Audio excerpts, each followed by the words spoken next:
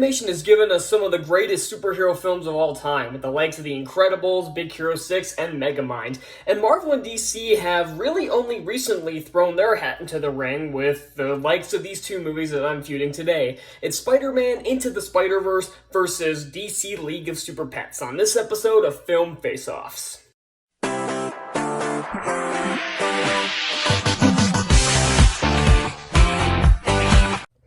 Whether the film is good or not, Sony Marvel does know how to bring in a good cast for their films. Shameik Moore does a pretty good job as Miles Morales and is probably the first likable version of this character I've seen outside of the 2018 video game. I've never been a big fan of Miles Morales, and I'm not a huge fan of the character here, but he is a lot more tolerable here than he is in a lot of the books and other medium that he's been involved in. Jim Johnson does a fantastic job as an older Peter Parker, Haley Steinfeld as Spider-Gwen, Nicolas freaking Cage as Noir Spider-Man is probably the most odd but perfect casting I've ever seen for a superhero film. And we get a tease of Oscar Isaac as Spider-Man 2099 for the next film. And even some other ones like Aaron Davis played by Mahershala Ali, who is actually playing Blade in a couple years. I didn't even know that he voiced this character until about 5 minutes ago. So, that's Blade played Prowler, good to know. On the DC side of things, it's got a decent cast to it as well, with the likes of Dwayne Johnson, Kevin Hart, John Krasinski, and Keanu Reeves, but a lot of the voice acting is just kind of okay. Like, the voice acting itself isn't too bad. Kevin Hart kind of struggles with his comedic timing, and I'm not sure if it's just a script or if it's his delivery. I can't figure out what it is. Dwayne Johnson at least sounds like he's having a lot of fun with the role, but again, his character is just kind of flat. I don't really care about Crypto the Superdog, and Kate McKinnon's just not... I've never found McKinnon very funny, mostly because Saturday Night Live is garbage, and it has been since... I don't know, 1985? I don't know, never watched it. But the ones who steal the show, at least for me, are John Krasinski as Superman and Keanu Reeves as Batman. And honestly, I'd like to see these two actors play these roles in live action, because I actually think they could pull it off pretty well. But again, it's just, a lot of the characters just aren't that interesting. Superman's barely in the movie, Batman's barely in the movie, and all the other voice actors are fine. I'm still not sure why they made Green Lantern a woman. Just doesn't make sense, because you have so many male Green Lanterns that are just fine. Hal Jordan, Jon Stewart, Guy Gardner's. Like, what was the problem with them? Why'd you have to make a new one? The actor for Flash just sounds odd. He's not terrible, but he just doesn't fit the role. And some other standouts from Into the Spider-Verse I forgot to mention are the likes of ones who played Wilson Fisk and Chris Pine as Ultimate Peter Parker, who gets killed off in the first 20 minutes of the movie, but does a pretty good job with what he's given. And all the other actors who play the other variants of Spider-Man, or Aunt May, or Mary Jane Watson, or any of the other villains, all do their job very well. And then on the Super Pet side, like I said, it's just kind of okay. Wonder Woman's kind of okay. Flash sounds really weird. Who's the other? Cyborg, who has an afro in this movie. I still can't get over that. Why does he have an afro in this movie? He's fine. Again, it's like the Spider-Verse has, like, amazing voice acting all across the board. DC, League of Super Pets, it's good. Like, the voice acting itself really isn't the problem. It's more the delivery and the comedic timing and the writing that really kills it. So, let's move on to round 2 of the story. Into the Spider-Verse, Wilson Fisk is attempting to breach the multiverse to obtain a timeline where he's still with his wife and son who left him a long time ago because, he's psychotic.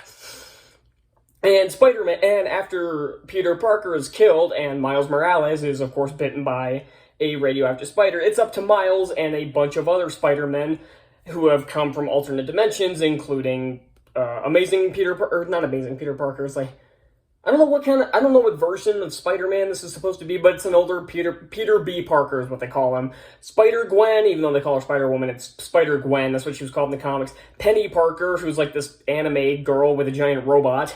Spider-Man Noir, and Spider-Ham, who is hilarious in this. And that's basically it. Like I said, in my last film, Face Off with High School Musical 3, you don't need an overly complicated plot. Like, it does delve into, like, multiversal stuff, but it does it in a very simple way so that the audience, particularly younger viewers, since it's animated and it's directed at younger viewers, isn't overly complicated.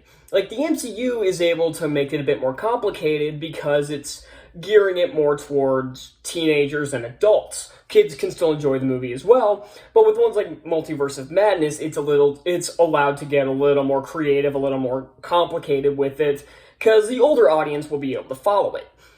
But this one keeps it contained and keeps it relatively small and keeps it simple, and I'm totally okay with that. A lot of villains show up and they're just kind of there for fight scenes, and it's not a bad thing. Aaron Davis is a very interesting villain and gets killed about halfway through, but I liked his dynamic with Miles, is that he's a villain, but it's made clear that he doesn't, how do I put this? He's a villain, but he's kind of working under duress, and he's made it clear that he doesn't want to hurt Miles, because as soon as he finds out that the new Spider-Man is Miles, he immediately stops fighting him, and then gets shot by Wilson Fisk. And I think this version of Kingpin in this movie is definitely the most intimidating version of Kingpin I've probably ever seen, like, compared to, like, the comics or the video games or even the Daredevil TV show. Like, people say, well, Vincent D'Onofrio is the perfect Kingpin. I do think he played the role very well, but I do think this one was much more intimidating. Now, I think the story involving D'Onofrio's Kingpin and Daredevil, I do think that one was written. I do think that story was better, but this one I got a lot more intimidation out of. Especially during the scene where he just straight up murders Spider-Man in the first 20 minutes. DC League of Super Pets has an overly simple plot, but this one, it's not simple because they're trying to keep it that way for kids to follow a very complicated concept. It's simple because it's dumb. The entirety of the Justice League is captured by a freaking guinea pig after Lex Luthor is arrested, and it's up to Crypto to put together a team of super pets to stop her. It's the same plot as Justice League, just minus the Justice League being captured. Like, put the Justice League in the Super Pet spot and replace the guinea pig with Steppenwolf. It's Justice League all over again, but it's better than Zack Snyder's Justice League, like, by far. So, at least it's got that going for it. But none of the characters really develop that much. Like, they give this really mean-spirited backstory for this one character, and it just kind of comes out of nowhere and doesn't make a whole lot of sense. And the other characters are just kind of there. They're just there for jokes, and they're there to fill a void. And again, the villain's not intimidating enough to leave that big of an impact, and once Lex Luthor comes into the mix as the actual villain, the guinea pig just kind of seems superfluous. Like, she's just there. Because now she wants to destroy the Justice League, the Super Pets, and Lex Luthor. So why not just make the villain Lex Luthor? This is overly complicated. Like, it goes from overly simple to, like, complicated, but both in a very stupid fashion. Not to say the plot is terrible, but it needed a few more drafts to iron out all the bullshit. So, moving on to round 3, and this time we're going with the animation. Round 3 is going to change pretty much all the time, so, like, action and effects, music, or this. So, round 3, animation. The animation for Into the Spider-Verse looks fantastic. This movie was being animated for 4 years and had, I want to say, the biggest animation team ever, but I think that's the next one. But I think the next one already topped this one. Like, I think Across the Spider-Verse already passed it, which comes out next year, and I'm super excited for, and I'm super excited for the third one as well, obviously. So, the animation in this looks fantastic. It kind of combines 2D and 3D, but not in a gimmicky fashion. It has a lot of weird visuals going on, but again, it's done very similar to, like, Doctor Strange. It's done very cleverly, and it amps up the style instead of distracting from what's going on in the story. All the character models look fantastic. It's not one of those things where they keep shifting on model, because I've seen that as a recent problem with 2D animation. It's becoming a bigger thing because because some people think they're so far up their own ass that they think they don't need model sheets for some reason. I'm looking at you, Steven Universe, where they just kind of keep shifting in height and proportions. Like, everything is always different between shots. Here, everything's on model, everything looks great, the colors are vibrant, the action sequences are fluid and look fantastic. Like, it's very quick, it's like, it's not realistic in the slightest. Like, all the movements are extremely quick and like, overly hyperactive, but it's a lot of fun. The action is a lot of fun in this movie. Like, from the opening fight with Spider-Man and Kingpin, to the villain fight in Aunt May's house, all the way to the final battle with basically reality tearing itself apart. It allows for a lot of unique visuals during the fight scenes. DC League of Super Pets has okay animation. Like, it could be worse. It is still Warner Brothers animation, so it's not bad. It's bright, it's colorful and everything. But again, it just kind of, you can tell it's on a lower budget. Like, you can tell they didn't pump a ton of money into this one because they knew it was going to bomb, and even with the low-ass budget of like $75 million, it's still flopping at it still flopped at the box office, so the DC's most recent box office bomb, I don't think they've had a successful box office since Aquaman, because even Shazam was only a modest profit. Well, I was going to say Joker and the Batman, but I guess the Batman was pretty successful, but less than what they would have hoped for. I'm getting sidetracked. But yeah, the animation looks fine. All the character models look decent enough. Although, again, I just can't get over, why does Cyborg have an afro? It seems like a small detail. You're probably wondering, why is he so fixated on that? Why is it there? That's my problem. Ugh, I'm getting sidetracked again. The fight scenes aren't very enticing to watch. Like, again, like I said, it's the colors are nice. They're nice and bright. It's not subjecting itself to the DC's dark, moody, gray color palette that Snyder loves so goddamn much for some fucking reason. But again, the action sequences just aren't very fun. It's not very well laid out. It's not very well choreographed, and it's just kind of boring. And again, the stakes feel so low despite the fact that they're so high.